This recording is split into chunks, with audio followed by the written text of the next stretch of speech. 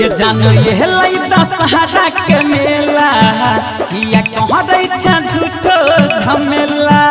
किया कहाँ रही झूठो झमेला ये जानो ये लाई दशहरा के मेला किया कहाँ रही झूठो झमेला लोले लोले एगो चुंडी मैया छही बड़ी सुंदी लोले लोले एगो चुंडी मैया छही बड़ी सुंदी देवी मैया ये लई थला के कौले देवी मैया के पूजा के जान पूरा कर तो मैया तोहर दिल के अरमान कौले देवी मैया के पूजा के जान पूरा कर तो मैया तोहर दिल के अरमान दिल के अरमान कन्हैया दीवाना बैरिया चौक दिल के अरमान डीजे मुन्नारा पूरा कर तो मैया तोहर के बाजार मधुबनी के अरमान 9 दिन नवरात्र में कॉल है उपास गे पर जब भक्ति में मैया के खास गे सुन ले तो मैया जब तोहर पुकार गे जे तू नहीं मेहनत तोहर बेकार गे जे तू नहीं मेहनत तोहर बेकार गे 9 दिन नवरात्र में कॉल है उपास गे पर जब भक्ति में मैया के खास गे सुन ले तो मैया जब तोहर पुकार गे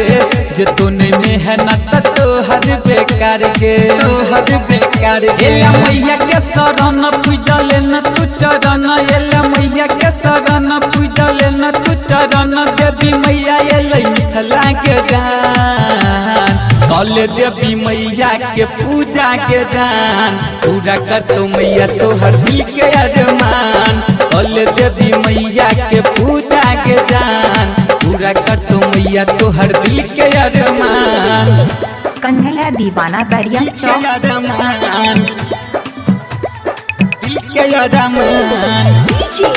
मुन्नारा पूरा कर तो मैया तोहर दिल के बाजार मधुबनी के अरमान और हुला फुलबा से डाला सजई है सिबाहा राजा के संगे तू जई है मैया दुआरी पर घंटी बजई है राजेश संगे मैं के चुनरी चढ़ई है राजेश संगे मैं के चुनरी चढ़ई है और हुला फुलबा से डाला सजई है सिबाहा पंकज के संगे तू जई है मैया दुआरी पर घंटी बजई है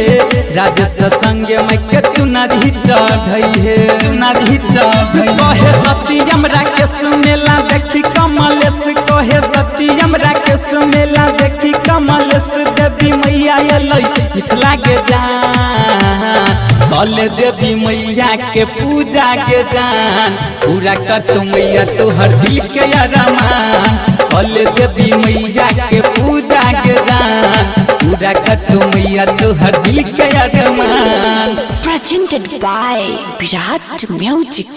Virat Music.